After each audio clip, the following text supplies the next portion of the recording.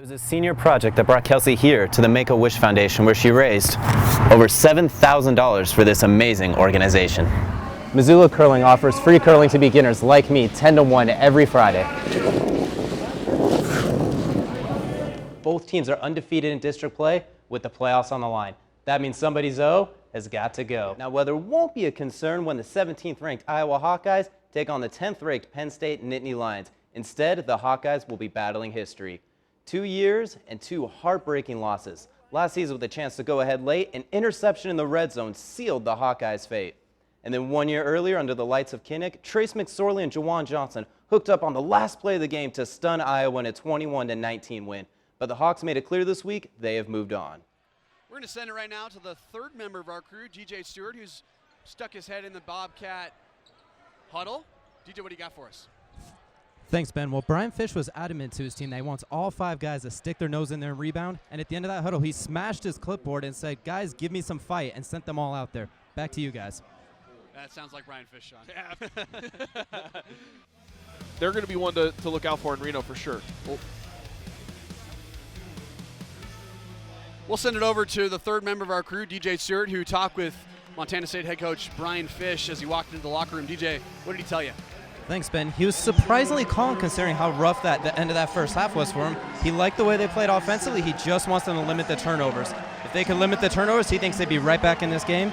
And going to the second half, just go get the boards. Show that you want it, and go get it, because it's there for the taking. Back to you guys. We'll now send it down to Mr. Stewart. DJ, what do you got for us? Thanks, Sean. Well, I talked to Coach Hayes coming out of the half and asked him why did they get such a successful first half. He said because they shared the ball and they were locked in on defense, and as long as they play with a purpose in the second half, good things will continue to happen. Back to you guys. When they accidentally hacked him on the arm. Now Tyler Johnson goes to where he might be most comfortable is the charity stripe. Yeah, and he's 4-4 from that charity stripe. Got 20 points right now. And he misses his first shot. Is that the announcing curse right there, DJ? I think we might have cursed on him. Sometimes the charity stripe isn't so charitable on that one, but 4 or 5 is still pretty nice. 80%, you can't complain from the free throw line with that. That's exactly what he shoots on the season, 80% from the charity stripe. So we'll see if he can give his team the lead here. Now, if he misses this one, we can blame the announcer curse on you on that one. And he misses it, but he fights for the rebound, gets his own rebound back. Tyler Johnson gets it back. Dumps inside to Dawson Smith. Sam Elliott's going to take it back up, and Eric Seaman's going to reset. Great job by Flathead regaining composure, getting the Tyler Johnson was trapped in the corner with 3 guys around him. He managed to keep the ball in play and get the ball to the top of the key to set up an offense. Cutting Tyler Johnson. Those two have played together for a very, very long time. Here's that replay. Right here, you see him pull Whitman towards him, giving Johnson a nice back cut and a strong finish to it. Wasn't an easy shot by any means. It just didn't have the big guy directly in front of him impeding his progress. You see here on the other replay, as Seaman brings him in, Whitman has his back to Johnson, and Johnson with a nice back cut. This replay, of course, sponsored by Metro RV out of Billings. Conference Track and Field Championships wrapped up this weekend. It became official that for the first time, the Montana State Bobcats won the Brawl of the Wild series. The series started 4 years ago and counts every head-to-head matchup in all sports between Montana and Montana State. And the school with the most wins gets some additional bragging rights. The Cats took the series this year with a 10-7 score. Of course, the big win came in football, where the Cats shocked the Grizz of Missoula 24-17. Took a closer look at this club and how you can be a part of it. DJ? Thanks, Mary. The University of Montana's Ice Holes is the only collegiate-sponsored ice fishing club in the United States. It started with a few students who wanted to take Montana ice fishing to a new level. They secured donations from different fishing companies, including Eskimo, to help them take off. Club founder Sonny Capice says the club isn't just open to students. Definitely open for everybody in the community to do this.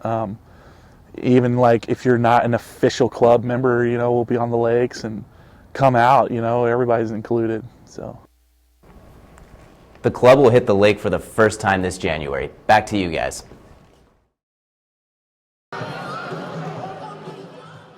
Cooper Sprunk plays football for the University of Montana. He is also a mentor to a group of elementary school kids in Gerber, California. He has been writing to them regularly for 3 years. Hey, would you like to be this teacher's pen pal? I said, yeah, it'd be awesome, because I won't ever get this kind of opportunity again. Sprunk uses the letters to talk to the kids about doing well in school. The teacher told the class if they did well on tests, Sprunk would fly down to visit. He flew down in January and helped teach gym and read to them. The lieutenant governor for the Montana Kiwanis, Michelle Wheeler, caught word of this visit and was touched by it. And I was so inspired by the work that Cooper was doing and the amazing impact that he's having on those kids. She started a GoFundMe to bus the kids to the closest Grizz game in Cooper's hometown of Portland. The kids saw Cooper play in person for the first time. Connor Avila and Dante Ortega have a message for Cooper and the team. Walk on your games and go Grizz. Go Grizz! The kids even wore pretend mustaches to emulate Cooper's. He recognizes the position he is in with these kids. In all reality, I mean, this is way cooler for me than it is for them, I think, just because I get to have this connection with these kids and, I don't know, make an impact on their lives. Wheeler says all the kids are dedicated to following Cooper's footsteps and going to college. For UM News, I'm DJ. Coming in again.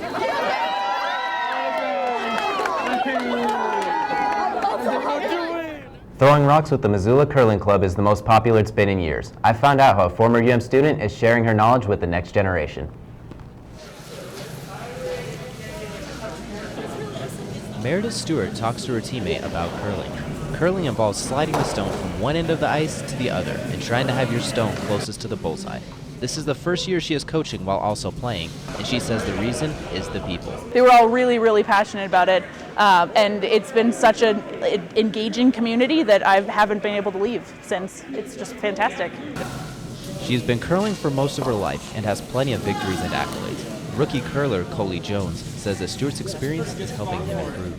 Sure, she is very expedient, but she also explains it thoroughly, so we picked it up right away. The Missoula Curling Club began in 2010. President Barry Bollenbacher says that the Missoula Club is one of the biggest in the Northwest. Went from, I don't know, 80 people at the most, and now we're at 150. And we have 28 teams playing here in Missoula, which is the most in the Northern Rockies. Missoula Curling offers free curling to beginners like me 10 to 1 every Friday. Stewart says that for those just getting started, it's all about giving it your best and learning. It's totally okay to lose, and it's every throw that you throw, you can be learning something, and you can always be working on something. She also says that interest in curling peaks every Winter Olympics. Curling season runs through the end of March.